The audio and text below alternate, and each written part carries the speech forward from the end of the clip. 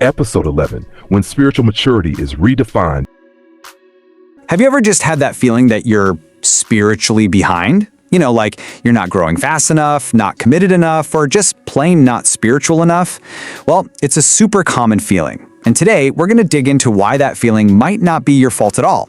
It might be because the very definition of spiritual growth has been quietly, redefined.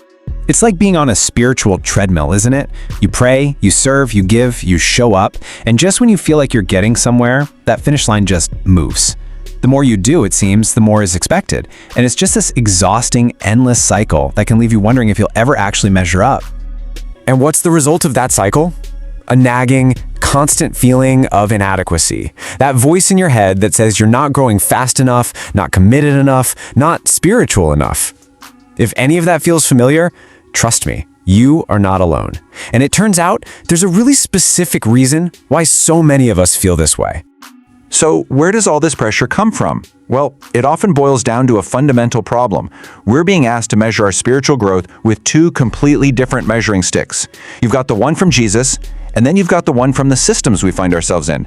And honestly, they're often at war with each other. Okay, so let's just lay it all out there. On one side, you have how Jesus measured maturity, which is all about what's happening on the inside, real transformation. And on the other side, you've got the systems measure, which tends to focus almost entirely on what you're doing on the outside. Let's take a closer look at just how different these two are. When you really look at what Jesus focused on, it's pretty striking how internal it all is, right? He measured maturity by the fruit of a person's character. Things like love, integrity, mercy, discernment. These aren't loud, flashy performances. They're the quiet, consistent qualities that grow from the inside out.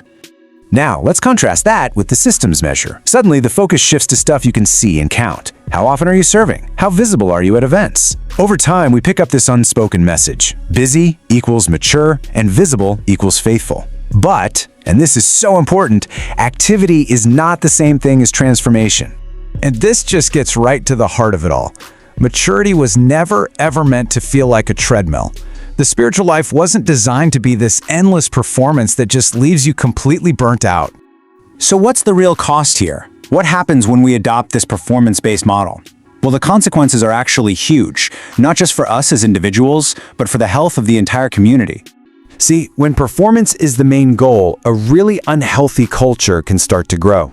People start hiding their real struggles because, they don't want to look weak. Asking honest questions can feel like you're being disloyal. And that burnout you feel, it gets spiritualized, called a noble sacrifice, when it's really just a symptom of an impossible pace. But why? Why does this happen? What is really going on under the surface that creates this kind of environment in the first place? It's because the focus itself shifts. It moves away from genuine internal transformation and puts all the attention on external presentation. And here's the real danger. A presentation can be faked. It can be maintained for a really long time, even when your heart is just running on empty. All right, so if that's the problem, what's the solution?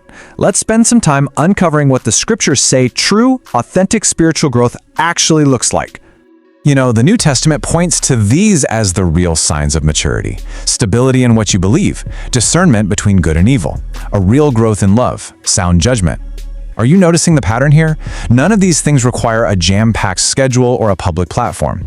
They're all about the quality of your character, not the quantity of your activity. Let that sink in for a second. Real maturity often looks quiet. So much of the deep, important spiritual work happens in the unseen moments, in the private decisions. And that's exactly why it gets so overlooked in environments that only value what's visible. And think about how this affects younger believers.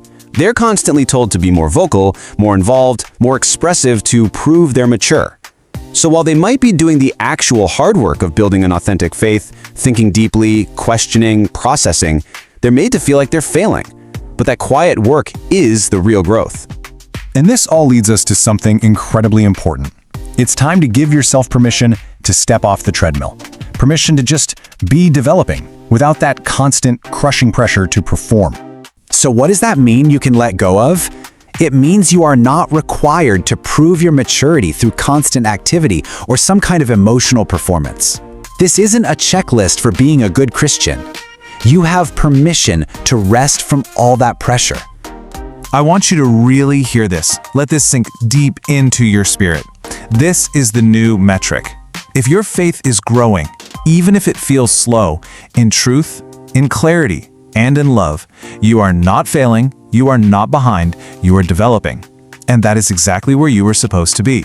Okay, this all sounds great in theory, but what does it actually look like in our day-to-day lives? In this last part, let's get really practical about building a new, healthier way to measure our own growth. This whole new perspective is anchored right in Scripture. This verse from Hebrews, it defines maturity not as performance, but as discernment, a skill that's trained over time to tell the difference between good and evil. So here's the question we all need to sit with. And let's be really, really honest with ourselves. Have I been using the wrong measuring stick this whole time? Have I been valuing my level of activity way more than my internal transformation? And finally, let's make this super practical for this week. Instead of focusing on your schedule, try focusing on these 4 areas. Just notice the small shifts. Are you thinking a little more clearly this week? Discerning something a little more carefully? Maybe responding with just a bit more patience? That is where real maturity quietly shows up first. And here's where it all leads. When you get clear on what true maturity really is, that exhausting pressure to compare yourself to everyone else, it just starts to fade. You can finally stop running someone else's race and just focus on your own authentic journey. Remember this, clarity corrects comparison.